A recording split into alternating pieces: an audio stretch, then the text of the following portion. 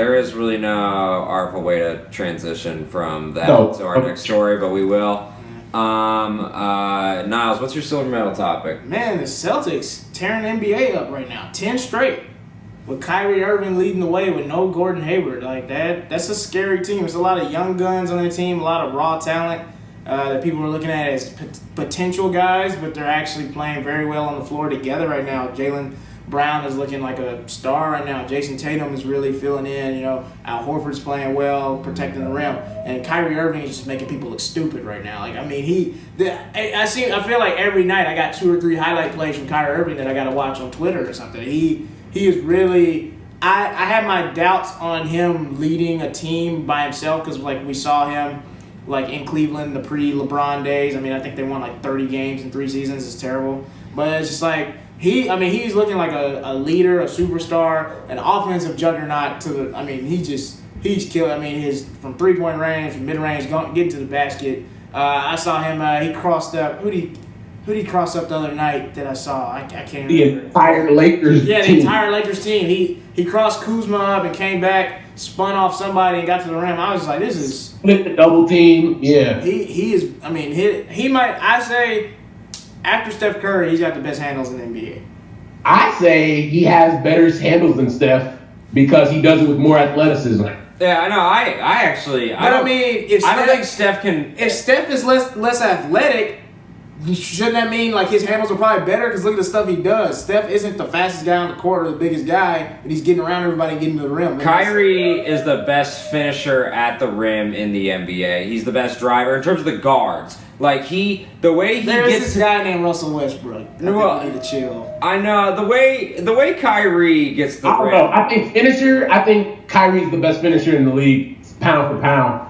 Yeah, it's just the highlights of how he gets some of those layups in. Yeah, he he's has the most circus layups He's amazing. I've seen since like Iverson. Yeah. The ability to spin the ball off the glass like he does is people don't do that. His master of English is like a pool player. Yeah, he's amazing. He knows it in his head. He is so good at that, and also his defense is gotten a lot better. A new level. Brad Stevens' system, man. If you're gonna play for that Celtics team, you're playing defense. Well, I think, to be honest, Kyrie was it's part of like this is his team now, Yeah. and so he's taking ownership of it. And when you're the leader, you set an example. Yeah. And I feel like he's actually doing a really good job of setting an example, and showing I am a championship caliber leader. Exactly. And LeBron, you better watch out because my team is not struggling right now like your team Exactly. is. Do you guys think the Celtics are gonna keep this up?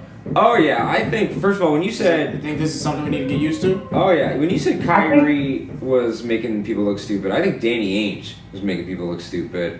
That Jason Tatum trade is looking better every single Yeah, day. Jason Tatum's great. But what do you think, Russell? What do you think?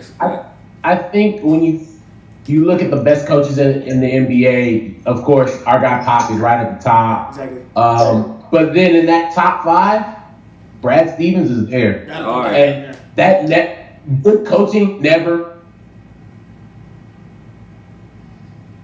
He was a good coach in college. Yeah, he was. Yeah, it carried Butler to new heights. They haven't been the same since So- he left.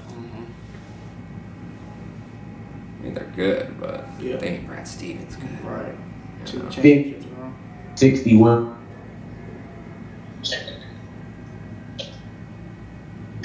Did it freeze up? Oh yeah, do you want to say that again? Yeah, Sorry. Say it again. Yeah, it's all good.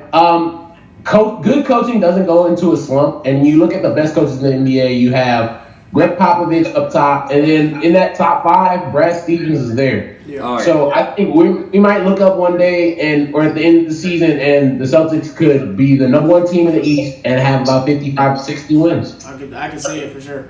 In a weak East, I would be shocked if they weren't closer to 55 or 60 than they were to 50, because they should really beat up on a weak East. And to be honest, they are a deep team and they're young, so they need to play together more. So it's not like you're gonna say at the end of the year, oh, we have to rest all of our old guys. You don't really have a lot of old guys. You have.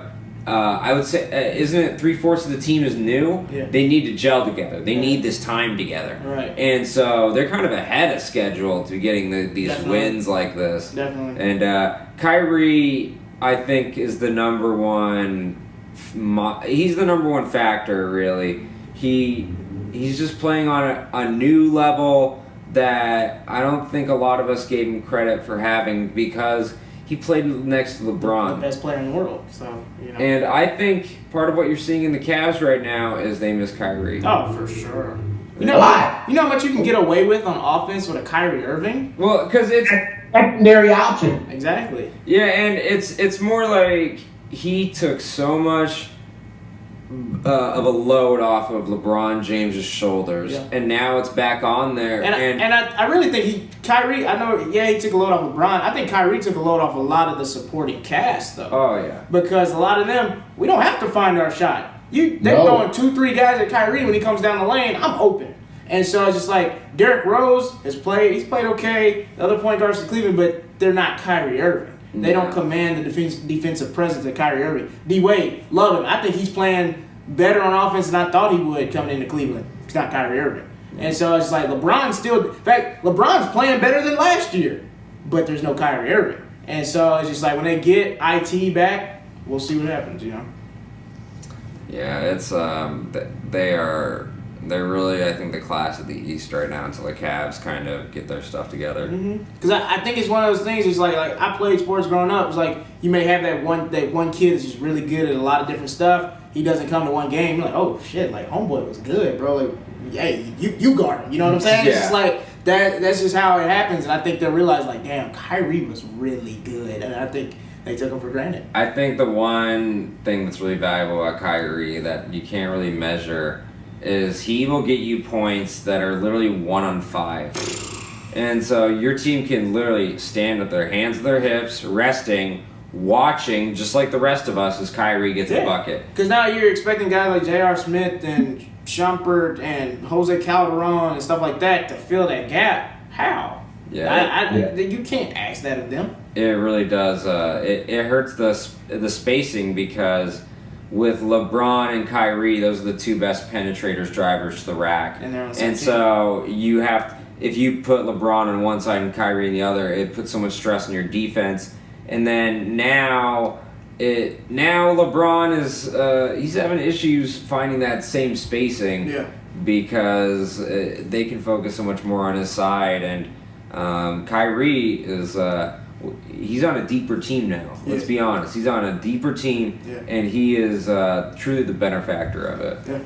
Yeah. It's impressive to watch. And this is with no Gordon Hayward. So think next season. What is that going to look like?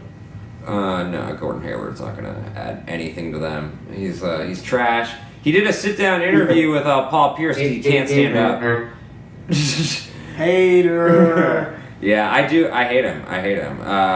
But speaking of what I would wish would happen to Gordon Hayward, my silver medal topic, George St. Pierre choked out and made Michael Bisping bleed. And that's kind of what I would hope happened to Gordon Hayward. But this is that's your people, man. Come on. You got like 3 white guys in the NBA. You gonna choose the hate one?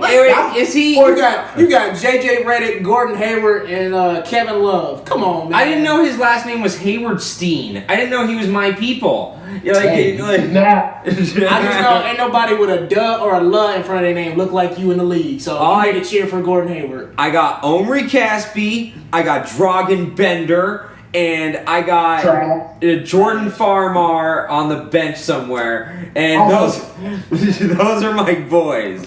Fuck Gordon Hayward. Anyways, we're back. I love you, G. I love you.